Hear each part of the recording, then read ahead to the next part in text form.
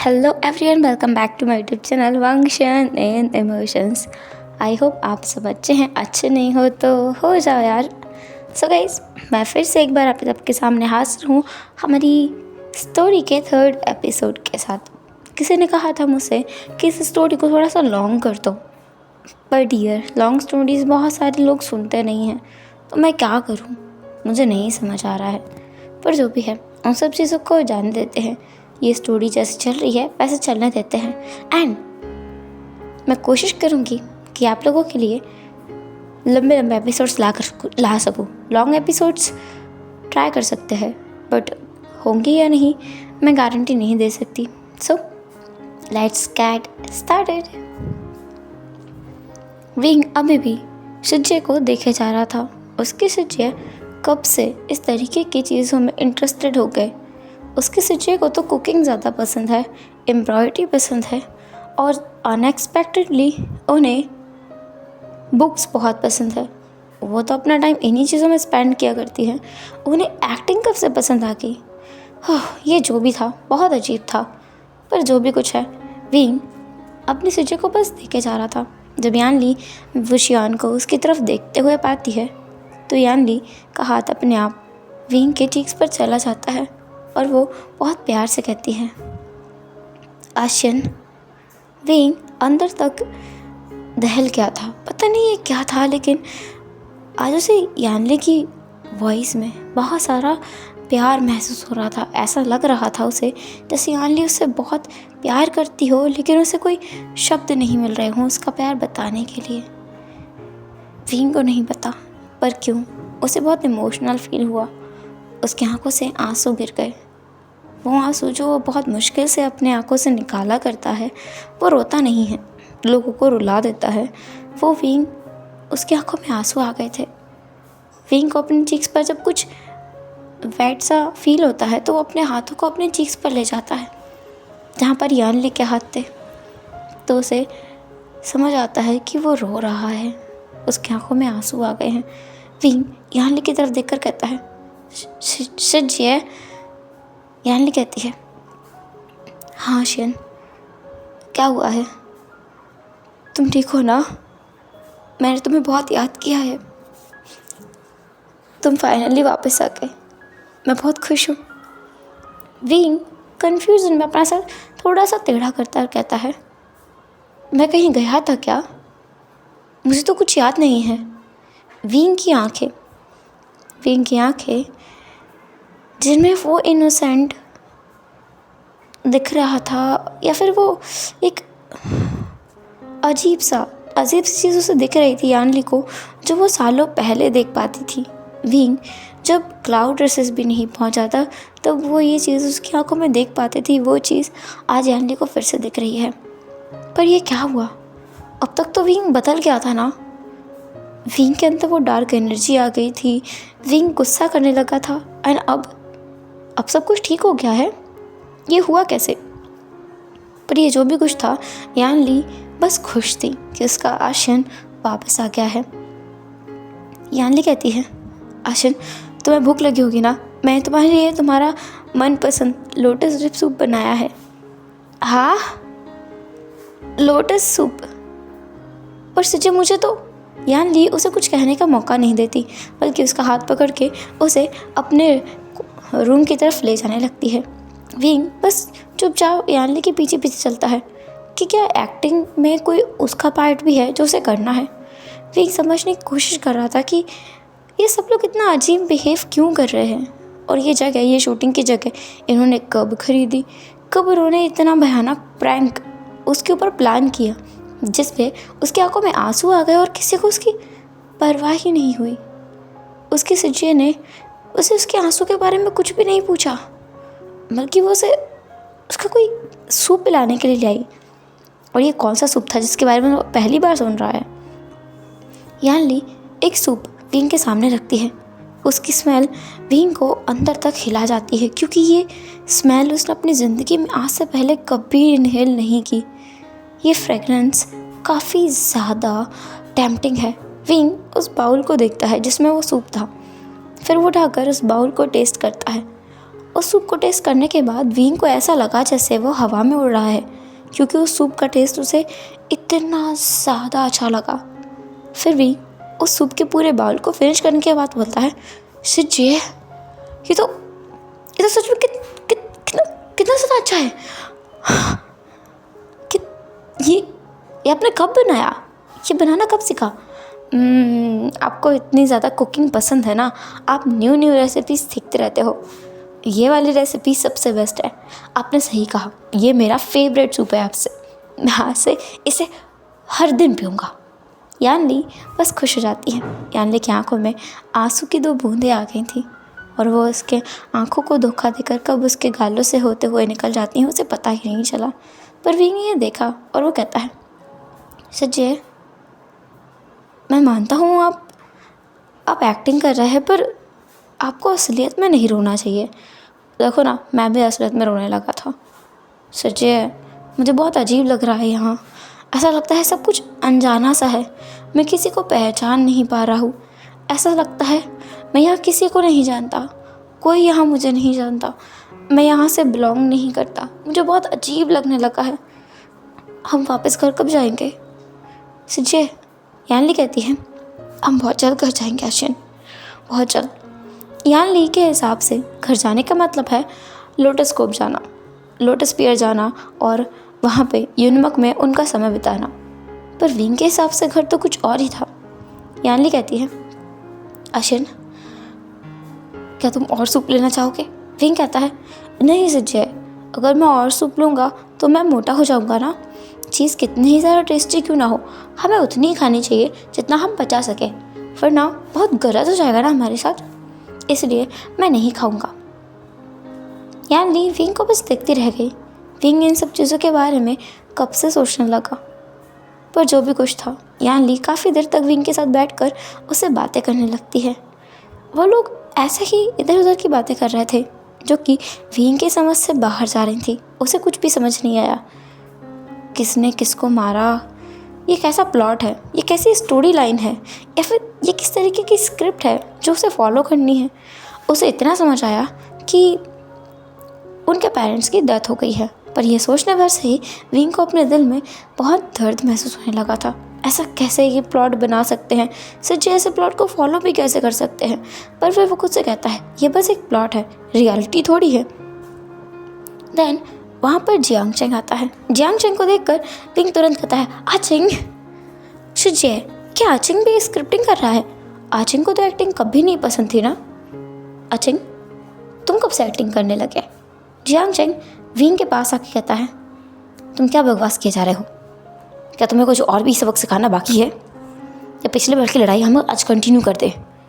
Wing कहता है, पर हम लोग पिछली बार लड़े ही कब थे? मुझे जहाँ तक याद है तुम तो पिछली बार पिट गए थे ना। तुम्हें अंकल जियांग ने कितनी बुरी तरीके से मारा था। मुझे याद है। ऐसा बोलकर विंग हंस रहा था अपने मुंह को कवर करते हुए, और जियांग चेंग और यानली दोनों कंफ्यूज थे कि ये विंग क्या बोल रहा है। पर दोनों की आंखों में गुस्सा भी था और उदासी भी। यानली को गुस्सा वेंच पर था और जियांग चेंग को सब पर, लेकिन उदासी उनके माँ पिता को खोने की थी, जो विंग देखकर समझ नहीं पाया। जब दोनों का कोई रिएक्शन नहीं आया तो वो कहता है, क्या हुआ है आप दोनों को? ऐसा लगने लगा है आप लोग सच में मुझे नहीं जानते। मुझे बहुत अजीब लग रहा है। सच्चे आचिंग घर चलते हैं ना, मुझे बहुत अजीब लग रहा है। मेरा दम घुटने लगा है। मुझे घर जाना है, मुझे घर जाना है, मुझे घर जाना है, मुझे घर जाना है। विंग अब जिद पर अड़ गया था कि उसे अब घर ही जाना है, वो यहाँ नहीं रहेगा। जियांग चेंग और यानली दोनों डिसाइड करते हैं कि वो विंग को घर लेके जाएंगे। सिचुएशन हिस्टोरिकल वर्ल्ड में कुछ इस तरीके की है कि वैन रोहान की डेथ हो चुकी है। इसके बाद विंग को वांगजी मतलब विवुशियान को वांगजी अपने साथ लेकर आया था और वो उसके साथ रूम में बैठा हुआ था। एंड पिछली बार गाइस मैंने फर्स्ट एपिसोड में कोल्ड पॉन्ड का नाम ले लिया था, तो आप उस कोल्ड पॉन्ड को भूल जाओ। वो अभी लैंडिंग में है, ना कि क्लाउड रेसिस में।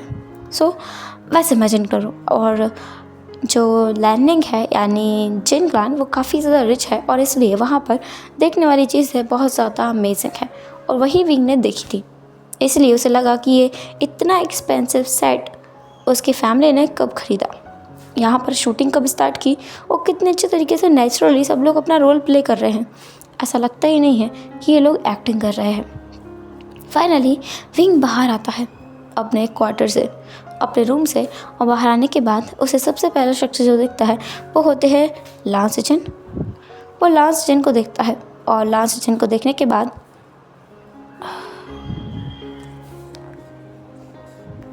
उसका शिकायतों का पिटारा फिर एक बार खुल जाता है। वो काफ़ी सारी कंप्लेंट्स करने लगता है। ऐसा लग रहा था जैसे आज तो वांग जी को पिटवाने के इरादे से ही आया है, क्योंकि वो काफ़ी सारी वांग जी की शिकायतें कर रहा था। वांग जी ने उसके हाथों को बांधा, फिर उसे उसके गले पे तलवार रखी, उससे लड़ाई करने की कोशिश की और उसे बहुत बुरा बुरा बोला। लांस जिन वी वुशियान की बातें सुन रहे थे। उन्हें समझ नहीं आया कि वी वुशियान को हुआ क्या है। वो विंग से बस वहाँ पर रुकने के लिए कहते हैं और फिर वो खुद जाते हैं जियांग चेंग और जियांग यानली से बात करने के लिए। वैसे तो वो जियांग सिबलिंग से कभी इस बारे में बात नहीं करते, पर जिस तरीके का बिहेवियर अभी वी वुशियान ने उनके साथ किया, इसके बाद उन्हें इस बारे में कंसल्ट करना ही होगा। अब हम रात का समय देखते हैं, क्योंकि विंग तो खाना खाने के बाद सो चुका है। जियांग चेंग, जियांग यानली और लान वांगजी साथ में बैठे हुए थे। वो इस बारे में डिस्कशन कभी नहीं करते, पर विंग का बिहेवियर इतना ज़्यादा अजीब था कि उन्हें करना पड़ रहा है। लान सेचन कहते हैं, मुझे ऐसा लगता है मास्टर रे के कल्टीवेशन का असर उनके मस्तिष्क पर हो गया है और उनका दिमाग अब ख़राब हो गया है। जियांग चेंग कहता है, मुझे भी यही लगता है। उसकी काली शक्तियाँ उसके ऊपर इतनी हावी हो गई हैं कि वो खुद को भूल गया है। वो सब कुछ भूल गया है, बहुत अजीब सी बातें करने लगा है और बहुत अजीब सी हरकतें करने लगा है। यान ली भी इस बात पर एग्री करती हैं। वो लोग डिसाइड करते हैं कि वो विंग को वापस यूनमक लेके जाएंगे और वहाँ पर उसका अच्छे वैद्यों से इलाज करवाएंगे। लेकिन लान वांग जी बताता है कि वो उनको वी वुशियान को क्लाउड रिसेस भेजना चाहिए, वहाँ पर उसे बहुत अच्छा एक इलाज मिलेगा। फाइनली जियांग चेंग और यान ली मान जाते हैं, क्योंकि सच में जो तरीका लांस हील करने के लिए यूज़ करते हैं वो जियांग्स के पास नहीं है। तो विंग के लिए सबसे बेस्ट चीज़ हील होने के लिए लान क्लान ही है। फाइनली वांग जी, जो काफ़ी अंदर से खुश था कि वी वुशियान के साथ अब कूस हो जाएगा। नेक्स्ट मॉर्निंग लान वांग जी और लांस जिन दोनों विंग के सामने खड़े थे। विंग कहता है, मैं नहीं जाऊँगा तुम्हारे साथ। मैं क्यों तुम्हारे साथ जाऊँ? मैं घर जाऊँगा। मैं तुम्हारे घर बिल्कुल नहीं जाऊँगा। मुझे अच्छे से पता है तुम वहाँ जाके मुझे परेशान करोगे। मैं अपने मम्मी पापा के पास जाऊँगा और मैं माँ पापा के पास जा कर के तुम्हारी शिकायतें करूँगा और तुम दोनों की भी मैं बहुत शिकायतें करूँगा। सिज्जे और अचिंग, तुम दोनों भी बहुत बुरे हो। आप दोनों ने मुझे रात भर परेशान किया है। आप लोग मुझे घर नहीं लेके गए। मैंने आपसे कितना कुछ कहा। आपको एक्टिंग इतनी पसंद है, आप कीजिए ना, मुझे क्यों करवा रहे हैं? विंग को अब तक समझ नहीं आया था कि ये सब कुछ एक्टिंग नहीं है। फाइनली विंग को फोर्स करते हुए वो लोग क्लाउड रिसेस ले गए थे। क्लाउड रिसेस में काफ़ी सारे वैद्य थे जो उसका इलाज कर रहे थे। विंग को जो सबसे चीज़ हैरान करके गई वो ये कि एक जगह से दूसरी जगह जाने में उन्हें सफ़र करना पड़ा। सुबह से शाम हो चुकी थी और इस बीच में उनकी जो गाड़ी है, जिस पे घोड़ा गाड़ी जो है वो चलती हुई जा रही थी। उसकी कैरेज में वो था, यानली थी, लांस जिन और लान वांग जी चारों थे और उसने बाहर का नज़ारा भी देखा। ऐसा नहीं लगता कि ये एक सेट है, क्योंकि हर एक रास्ता बदला हुआ था और वी वुशियान अब थोड़ा डर गया था। क्या वो सेट पर नहीं है? पर उसके सज्जे, उसका गगा, उसका फियांसे और उसके फियांसे का गगा, सब लोग तो यही हैं। तो ये चीज़ अलग कैसे हो सकती है? फाइनली क्लाउड रिसेस पहुँचने के बाद विंग जो वैद्य से मिलता है, वैद्य भी डिफरेंट था। उसने काफ़ी सारे हर्ब्स वगैरह दी जो कि रियल थे। विंग कहता है, आप लोग ये क्या कर रहे हैं? मैं बीमार नहीं हूँ जो मुझे इतनी सारी दवाइयाँ दी जा रही हैं। मैं सच में बीमार नहीं हूँ। पर फिर विंग को वहाँ पे मेडिसिन दी जाती हैं और वो वहीं उस रूम में सो जाता है। दूसरी तरफ हम विभूषण का सीन देखते हैं। विभूषण जो कि मॉडर्न वर्ल्ड के विंग की बॉडी में है, जहाँ पर अब उसकी हीट जा चुकी है और उसे काफ़ी रिलैक्स महसूस हो रहा था। वो अपने बेड पे बहुत ही सुकून से लेटा हुआ था। वहाँ लेटे हुए वो अपनी मदर कांग सेसरन और अपनी आंट मैडम यू को देख रहा था, जो लोग एक उसके पैरों की मालिश कर रही थी, दूसरा उसका सर दबा रही थी। फिंग कहता है, आप लोगों को ये करने की ज़रूरत नहीं है, मुझे बहुत अजीब लग रहा है, ये सब मुझे आपके साथ करना चाहिए। ऐसा बोलकर विंग उठता है और विभूषण मैडम यू को और अपनी मदर कांग सेसरन को बेड पर बिठा देता है और उनसे कहता है कि वो उनके पैर दबाएगा। पर दोनों उसे रोक कर कहती हैं, हमें पता है तुम समझदार हो रहे हो, पर इसका मतलब ये नहीं है कि तुम ये सब कुछ करोगे। हम ऐसा बिल्कुल नहीं चाहते। आशियन, तुम आराम करो, तुम अभी अभी हीट से निकले हो। विंग को अभी फ़ोन चलाना सिखाया गया था, तो वो फ़ोन पे सर्च कर चुका था कि ओमेगा, अल्फ़ा एंड बीटा होते क्या हैं। उसे पता चला कि असल में ओमेगास इस उसके सपने में बिल्कुल लड़कियों की तरह हैं और अल्फ़ास बिल्कुल लड़कों की तरह, और बीटा नॉर्मल लोग हैं जो बर्थ भी नहीं दे सकते और किसी को प्रेग्नेंट भी नहीं कर सकते। ओह, कितनी अजीब चीज़ थी। पर ये जो भी था काफ़ी इंटरेस्टिंग है। उसे तो बड़ा मज़ा आ रहा है इस लाइफ में और इस सपने में जीते हुए, उसे अच्छा लग रहा है। उस दिन लानवांग जी यानी लंजा उसके पास आता है। लंजा बड़ा चटकते मटकते हुए उसके पास आता है क्योंकि विंग की हीट ओवर हो चुकी है। विंग लंजा को देखता है। लंजा जो एक लड़के की तरह है, लेकिन विभूषण का जो वांगजी है वो एक मैन की तरह है। दोनों में डिफरेंस है। लंजा विंग के पास चहकते चहकते आकर कहता है, और बाबे क्या हाल है तुम्हारा, अब तुम ठीक हो? विंग कहता है तुरंत ही लंजा कहता है, अरे तुम कैसे बात करते हो, तुम पहले अच्छे थे, कितने स्वीट स्वीट वर्ड्स कह के मुझे बुलाते थे। जब विभूषण ये सुनता है तो वो तुरंत लंजा के पास जाता है और उसके चीक्स पर किस करने के बाद बोलता है, क्या मैं ये भी करता था? लंजा कहता है अब जाके मुझे लगा कि तुम सच में विंग हो, वरना मुझे लग रहा था पता नहीं कौन विंग की बॉडी को पोजेस कर चुका है, क्योंकि तुम तो वो इंसान लग ही नहीं रहे थे जिससे मैं प्यार करता हूँ।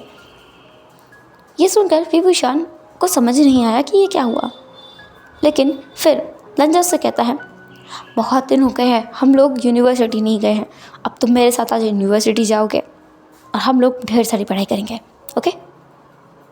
विंग कहता है, यूनिवर्सिटी ये क्या होता है? क्या मतलब क्या होता है? हम लोग पढ़ने जाएंगे, हम लोग अपने स्कूल को पास कर चुके हैं। स्कूल ये क्या होता है? तुरंत ही विभूषण अपना फ़ोन उठाता है और उसमें ये दोनों वर्ड सर्च कर देता है। उसे पता चला स्कूल विद्यालय है और कॉलेज यानी यूनिवर्सिटी महाविद्यालय है। ये क्या था? पर ये जो भी था पर अच्छा था। विंग तुरंत मान गया और वो जल्दी से रेडी होता है। जब लंजा उसे देखता है किस तरीके से वो रेडी होकर आया है, तो लंजा बस देखता रह गया, क्योंकि इस तरीके से विंग कभी रेडी नहीं हुआ है। विभूषण कहता है, क्या हुआ, मैं ठीक नहीं दिख रहा हूँ? मैंने सोचा इस तरीके से कपड़े पहने जाते हैं यहाँ, हालांकि कपड़े काफ़ी छोटे हैं। पर लंजा कहता है, छोटे? आज तो तुमने सही से कपड़े पहने हैं, रोज़ रोज़ मैं तुमसे तंग आ गया था, तुम्हारा फैशन शो ही खत्म नहीं होता था। आज तुमने कितना अच्छा लुक लिया है, तुम कितने प्रोफेशनल, एलिगेंट, मैच्योर लग रहे हो, कूल लग रहे हो। विंग, बाबे मुझे तुम्हारा हक चाहिए। ऐसा बोलकर लंजा उसे गले लगा लेता है और उसके चीक्स पर किस करता है, जिससे विंग के गाल लाल हो जाते हैं। विंग को ये लंजा ज़्यादा पसंद है उसका लंजा उसे कभी इस तरीके से प्यार नहीं कर सकता। उसका लंजा वो कितना पागल हो गया है इस वर्ल्ड में रहकर। क्या वो यहाँ की चीज़ों को सच समझने लगा है? ये बस एक सपना है और यहाँ ये कोई उसका लंजा नहीं है, बस उसका सपना है। और वहाँ जो सच में उसका लानवांग जी है, उसका नहीं, जो लानवांग जी है वो कभी भी विंग का नहीं हो सकता। और वो क्या सोचने लगा है, उन दोनों के बीच कुछ हो भी कह सकता है, वो दोनों ही मैन हैं। वो पागल हो गया है, वो सच में पागल हो गया है, पर ये पागलपन वो एंजॉय कर रहा है। अब हम यूनिवर्सिटी का सीन देखते हैं, जहाँ पर विंग जो सब जगह देखता है, जहाँ पे अलग अलग अतरंगी अतरंगी लोग हैं।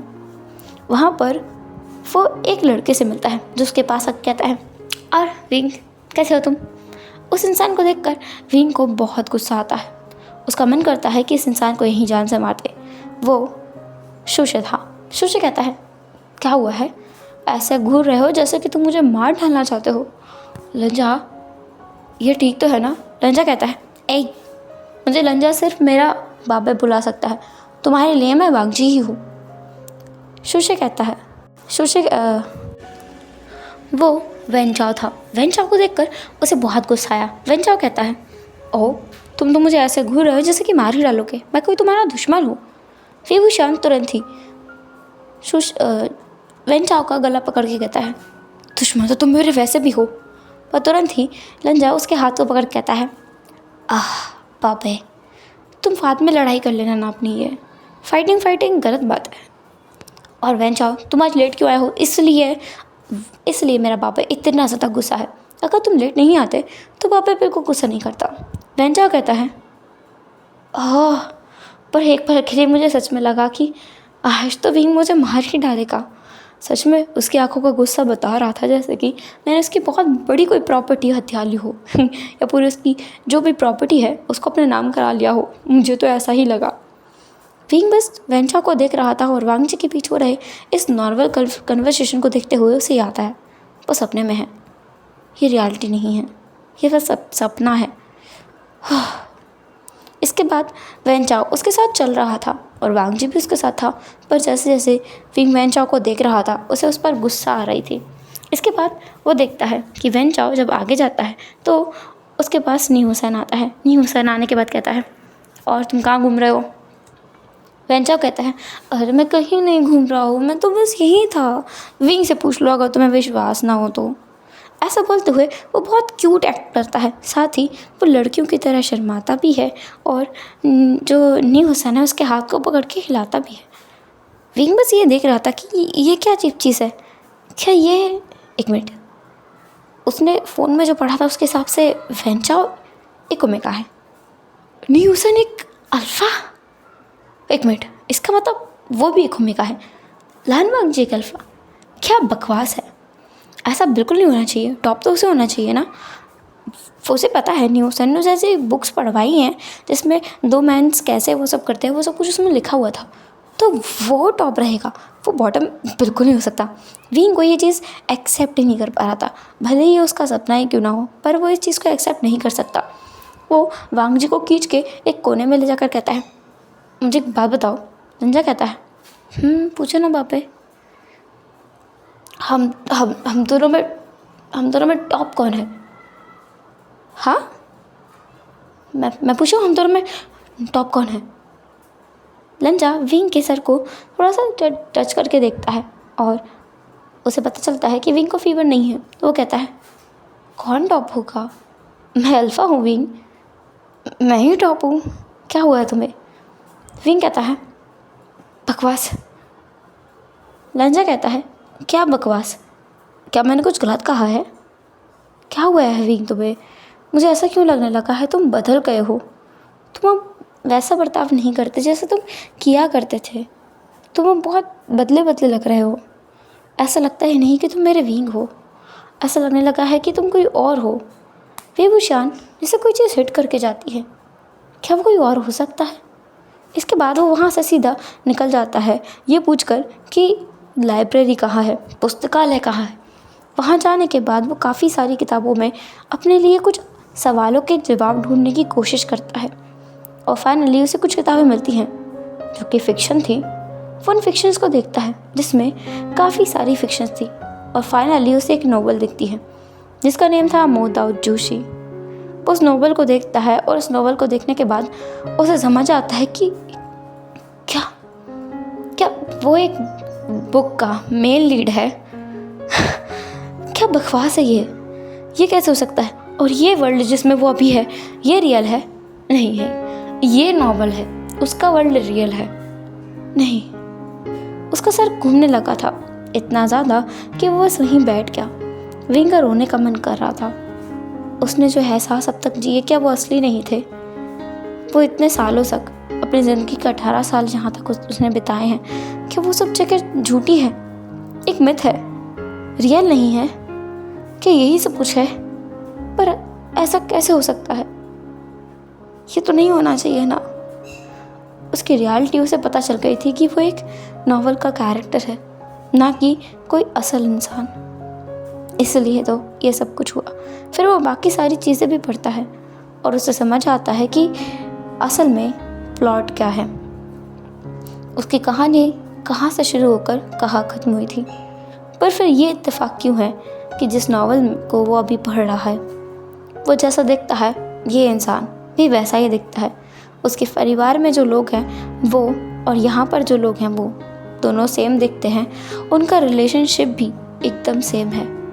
क्या ये इत्तेफाक है या फिर किसी दूसरी दुनिया की एक अलग ही कहानी?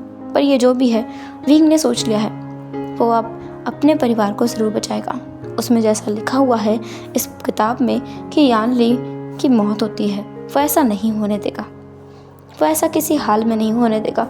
और इसके लिए उसे पहले वापस जाने का कोई रास्ता ढूंढना होगा।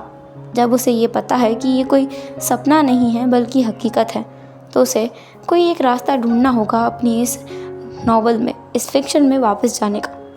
क्योंकि उसके लिए तो वही रियल वर्ल्ड है जहाँ उसकी सिज्जे है। यहाँ उसका सबसे ज़्यादा अनॉय करने वाला ब्रदर जियांग चेंग है। वो इन दोनों के बिना कैसे रहेगा? यहाँ पर भी सब लोग बहुत अच्छे हैं। ऐसा नहीं है कि विभूषण लोगों को पसंद नहीं करता, उन लोगों से प्यार करता है। पर ये जगह वो है जहाँ से वो बिलोंग नहीं करता, वो दूसरी जगह से है, तो उसे वापस जाना होगा। फिर वो सोचता है कि वो यहाँ पर किस तरीके से आया, आखिर हुआ क्या था। वो बेहोश हो गया था वैन रूहान को मारते समय, जिसे मारा था मिंग्याओ ने। वो बेहोश हो गया था और इसके बाद वो यहाँ पहुँच गया। तो उसे कुछ ऐसा करना होगा जिससे उसकी बॉडी से जो इन एनर्जी है वो रिलीज़ हो और जिससे वो वापस जा सके। इसके बाद वो अपना सारा काम ख़त्म करेगा वहाँ, और अगर मौका मिला तो वो वापस इस जगह ज़रूर आएगा अपनी बाकी की ज़िंदगी बिताने के लिए, लेकिन वो अपनी सिज्जे को मरने नहीं देगा। हेलो एवरीवन, तो कैसा रहा आज का एपिसोड? जो भी जैसा भी लगा हो कमेंट ज़रूर करना। एंड फिर मिलेंगे नेक्स्ट एपिसोड में, तब तक के लिए take care, bye bye. And comments करना बिल्कुल नहीं भूलना आप लोग। अपना ख्याल रखिएगा एंड आंसर ज़रूर कीजिएगा कि क्या अब विभूषण वापस अपने फिक्शनल वर्ल्ड में जा पाएगा या फिर वो यहीं फंस कर रह जाएगा। और क्या होगा जब विंग, जैसे लगता है कि वो एक शूटिंग स्पॉट पे है, उसे पता चलेगा कि वो एक नॉवल के अंदर फंस गया है और वहाँ से निकलने का रास्ता उसे नहीं पता। क्या होगा उसका रिएक्शन? पैम्पर्ड विंग क्या इतनी सारी हार्डशिप को झेल पाएगा? क्या उसके क्यूट स्वीट से अंकल कुरैन जब उसके साथ रूड बिहेव करेंगे तो वो कैसे रिएक्ट करेगा? देखने में मज़ा आएगा। तो चलो फिर मिलते हैं नेक्स्ट एपिसोड में। Bye bye.